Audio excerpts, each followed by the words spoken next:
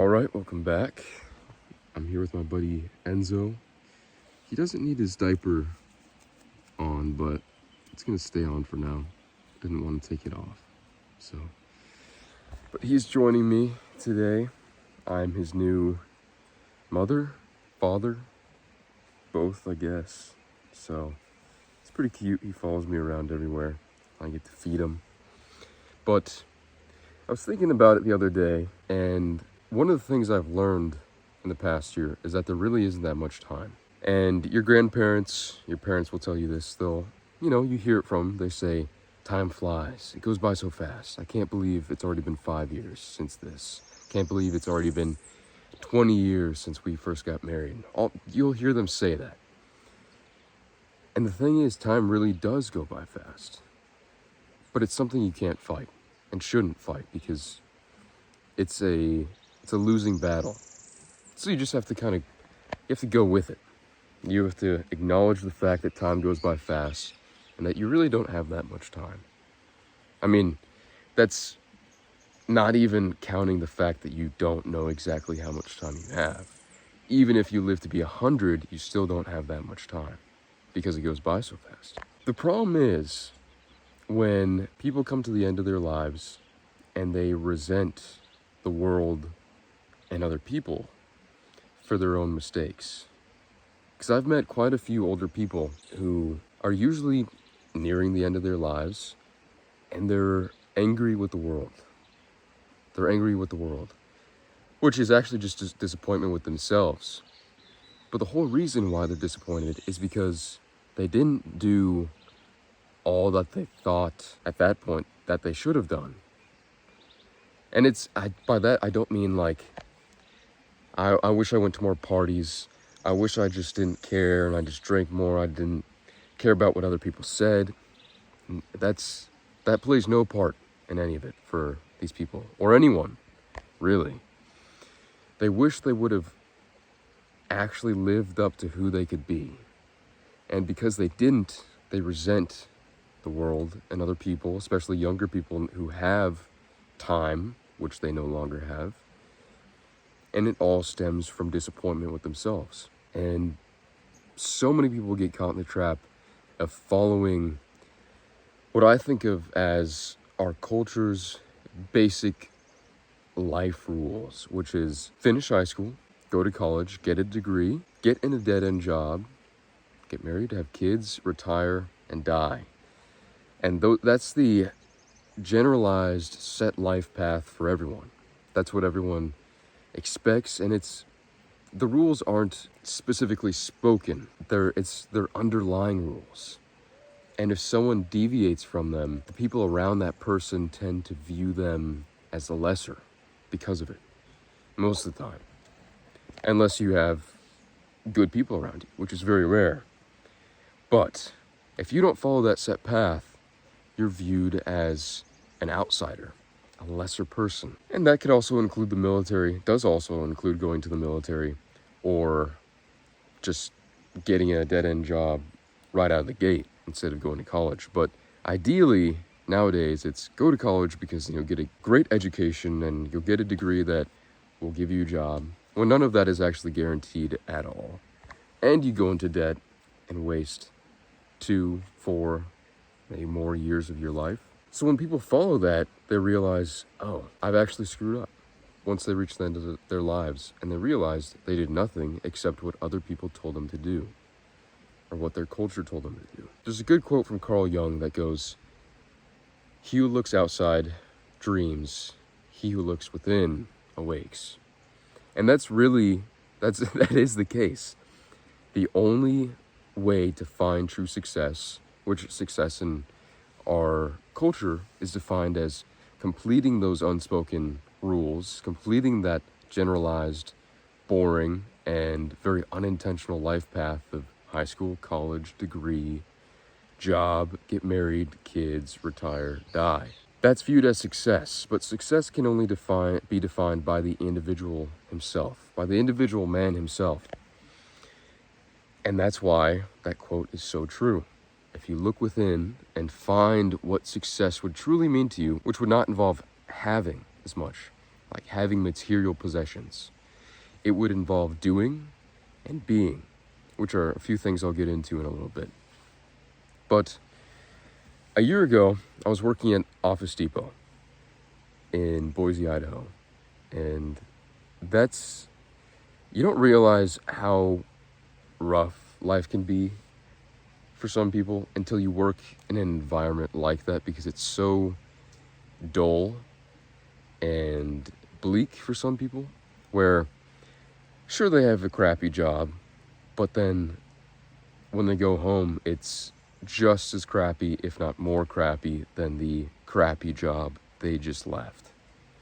So I had a coworker who was a very kind person, very hardworking, very autistic as well, but you could rely on him for things. He knew where everything was in the store. He knew how to use all the technology. He could explain the different technology. I mean, printers are a big thing at Office Depot for usually older people to buy.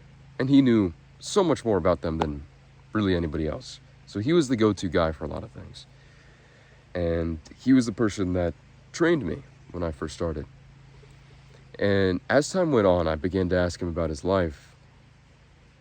And what he told me was that he was trying to get into the Army National Guard, but he couldn't. And the biggest reason why he couldn't, besides them taking so much time to actually accept his application, was that his father was working two jobs. He'd wake up in the morning, early in the morning, go work the first job, come back home, rest for a couple hours, then go back out and work the second job. And he'd do that every day. And the reason why he had to do that every day was because rent was $3,000 a month. So his father needed to work two jobs, and he needed his son, who was a little older than me, to keep going to work at Office Depot, get as much overtime as he could, so that he could contribute to the rent as well. Which is a crazy, crazy bad situation. I mean, $3,000 rent in general is insane.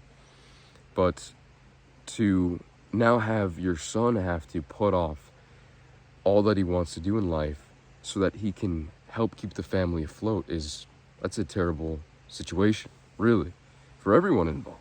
And that's just an example to show how rough things could be there. But I met another man at Office Depot who was one of my managers. He was the type of manager that you definitely don't want to have. You don't want him around, and the overall pleasantness within the place increased at least tenfold when he wasn't at work. It's one of those managers. He was just so meticulous about how he wanted things done, so specific. Things had to be put in the right place at the right time. It was annoying, really. And so people generally were afraid of him and avoided him. But after a while, I also began to ask him about his life, and it seemed like he used to have a very interesting life.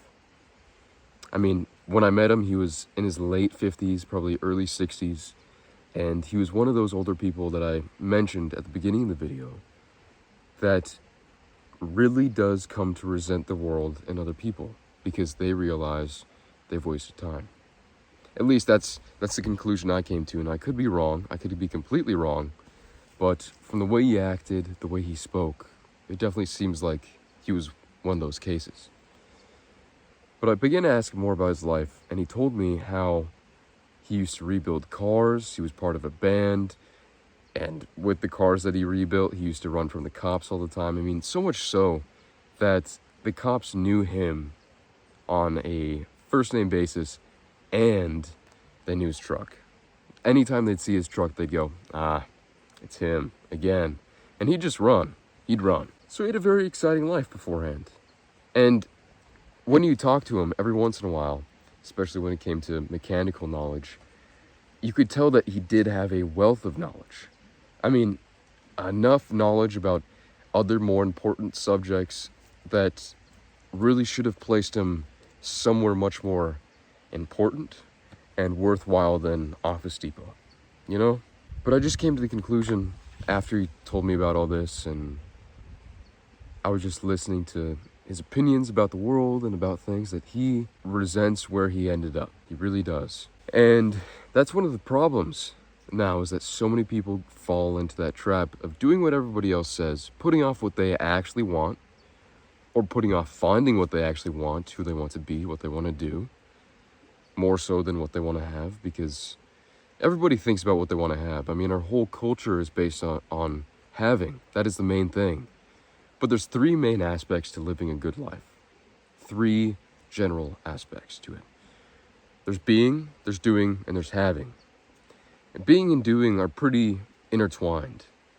I mean, to live a good life, you have to envision who you want to be, and you need to do the things that the person you'd want to be would do. But you also, as you become, you're able to do more things. So it is intertwined. But as you become more, and as you do more, you're able to have more.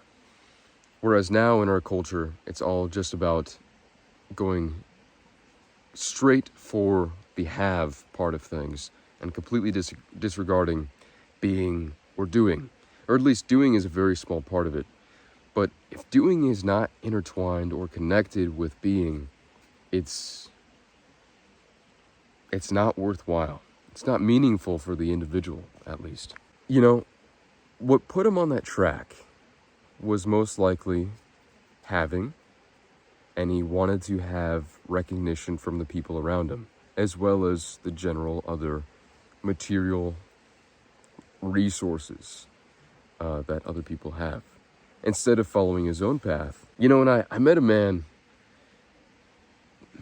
it's got to be 7 years ago now. 7 years ago, I met a man who lives in the desert of the Southwest in the United States with very little. He lives far from a luxurious life, very far from it. His wife and kids, and he's a wilderness survival expert. He doesn't want luxury. He wants to live as he does with very little. He wants to hunt for his own food. He wants to live in his own shelter. That's what he wants. Now, if that man, who is now, I think, in his late 60s, early 70s, if that man would have taken the typical life path and followed the unspoken rules of the culture, he would have been cursing the world and all things in it for doing so, and not following his own path, because he would have come to the end of his life, or closer to the end of his life where he is now, and realized, just like my manager at Office Depot, that he screwed up, and that all that time that he had, which, although there is very little, you can do a lot with it, was not put to good use, and that he wasted all that time and he'll never get it back. So he would not have been in a good spot from that, and most people are not. And I don't want you or your kids, depending on how old you are, to end up in that position where you come to follow the herd, take the well-beaten path, and not do what you actually want to do, not become who you want to become. Because over the past year, I've been part of a program called The Preparation. I've been the beta tester, the guinea pig for it. And it's all about putting aside college, the military, and going straight to a dead-end job. Putting all that aside, not going into debt, and trying to gain as many skills as possible while making money, while having new experiences, while meeting lots of people. And within that time, I've done so much more than the average person, but all of that is because I, as Carl Jung would say, looked within instead of looking outside of me for what other people define as success. I mean, I worked 2 menial jobs. I went to EMT school. I became an EMT. I went to a rope rescue course in South Dakota. I learned how to pack mules and horses into the backcountry in Colorado. I started working on the ranch here, and I learned how to drive tractors, put on implements, shoe horses, treat and inspect cattle, fix fences. I started playing chess and went from 300 ELO, which is a very crappy rating, to now over 1,000, which isn't fantastic, but it's all right. It's much better, at least. My Spanish has improved significantly just from hours upon hours of practice. I've wrote tens of thousands of words for various personal articles. The list just goes on. And then this past summer, I worked as an EMT on wildland fires for a total of 41 days. On one fire in Eastern Oregon for 26 days of night shift, and then another fire in Western Oregon for 15 days. And that's just a small bit of the more notable things I've done within the past year. And that's just proof for me.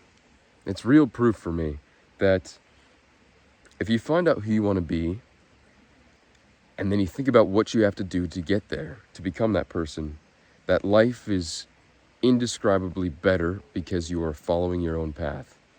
And that's what I want you to do. No matter how much more difficult it is, because it is much more difficult. You don't get to go with the flow. You have to decide what you're going to do, how you're going to do it, and you have to actually think about who you want to be. And that's no easy thing. Not even close. Not even close. But there's no worthy alternative to doing that. There's no alternative.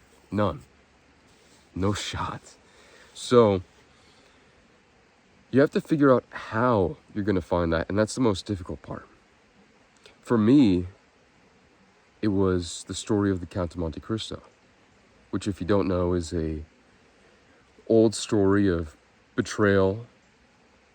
Like, a guy has it all. Then he gets betrayed. He has the girl. He has the great new career.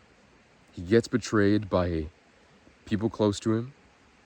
And he's sent to prison for 14 years, a total of 14 years, a maximum security prison, or what would be considered maximum security in that day.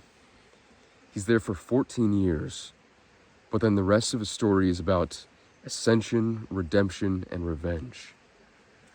After 6 years of being in that prison, he meets a priest, an old priest in his 60s or 70s, who teaches him a vast array of skills: sword fighting, hand-to-hand combat, chemistry, mathematics, reading, writing, economics, so many different things. And so when he gets the opportunity to escape prison, he becomes just a completely competent, successful man, and a man of sheer will and persistence. He completely reinvents himself. So for me, that story of the Count of Monte Cristo was the thing that, when I started the preparation a little over a year ago, it gave me a vision of who I'd like to be. And that's what you need to do. I mean, for me, it was a simple story, and who knows what it could be for you. The hardest part is finding out the main idea, the why, the who you want to be, the what you want to do. And the second hardest part is executing on it. You got to do whatever you can to find what it is that you need to do. Whatever you can do. Anything. Because there is no worthy alternative. There's nothing better than doing what you actually think you should do. It's not that you want to do, it's that you think you should do. It's that if you didn't do it, you would be failing yourself. That's what you need to find. You need to find something that cuts to the core and that trumps everything else. Every other idea of success, it has to rise above all that so that it stays consistently in your mind. Because you don't have much time, and you need to figure out what you're going to do, who you're going to be, as soon as possible to make sure you make good use of it. Isn't that right, Enzo? Don't you think? I think so. He's hungry. I'm going to feed him, so I'll see you next time, probably in a couple days. But yeah, we don't have much time, and we need to make good use of it. So figure out who you want to be by any means necessary, and what you need to do to get there.